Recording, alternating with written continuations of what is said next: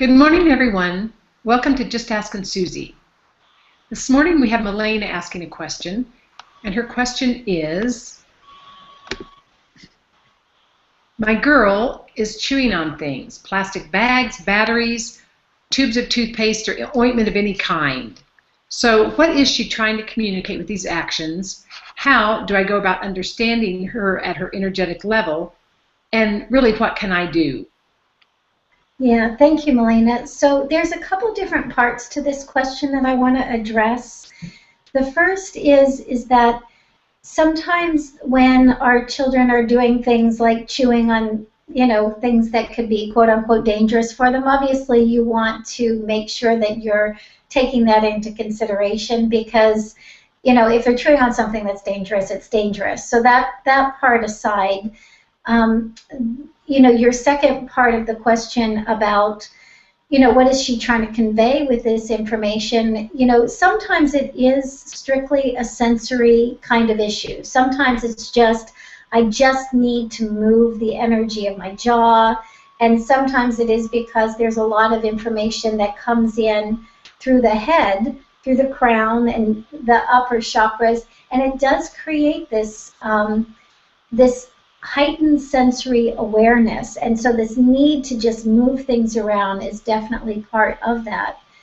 As far as knowing exactly what she wants you to know about that, sometimes I think it's better to ask her that kind of question. So many times we think, okay, well, I can't ask my child that question because she's nonverbal or because I'm not capable of getting that kind of information telepathically or intuitively in that way. But one of the things that I always suggest is go ahead and ask the question anyway. Just ask the question out loud. So what is it that you would like me to know about this behavior that I don't already know?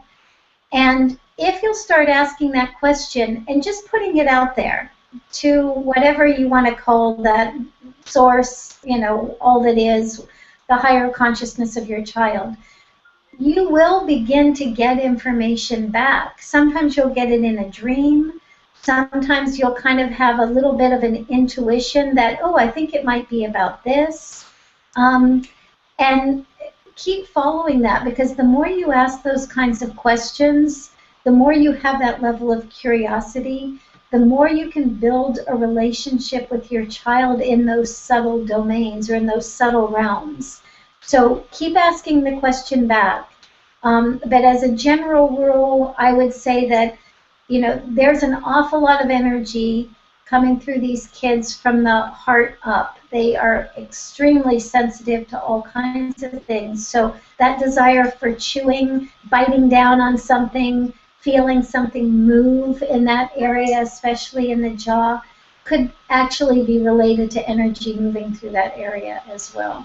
Well, and you said it's really like information is coming through the crown or coming through the head, and may make the child want to be biting things. So when you say that, are you saying that really that information is really coming in, sitting there, or ready to go out, so that the parent, if they're receptive or practice receptivity, that energy is ready to go out and be received? Is that kind of... Well, it can be received if somebody does have that curiosity. The information is going to come in regardless. The information is present within the child anyway, and that information does shift into physical symptomology, behaviors and that kind of thing. We see that in all kinds of behaviors.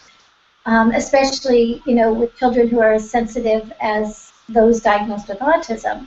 So, but regardless of whether or not that's the case here, the information is there. So now it's just a matter of, are we open, are we receptive, are we curious? And sometimes we forget to ask some of the simplest questions. It's like, so what is this about that I don't know? What can I know here that I don't already know? And an open-ended question like that will literally draw information right from the child. And on an energetic level, the fact that you are curious, the fact that you are interested in the answer to that question is kind of a nice delight for the child as well, because they're always watching the energetics of things. They're always noticing where you're available and where you're not. And so just asking the question, you'd be surprised how far that can go to creating an answer. Okay, great, great question and great discussion. That's all for today. If you have any future questions, send them to SuzyMillersAssistant@gmail.com. Thank you. Thanks for being here today.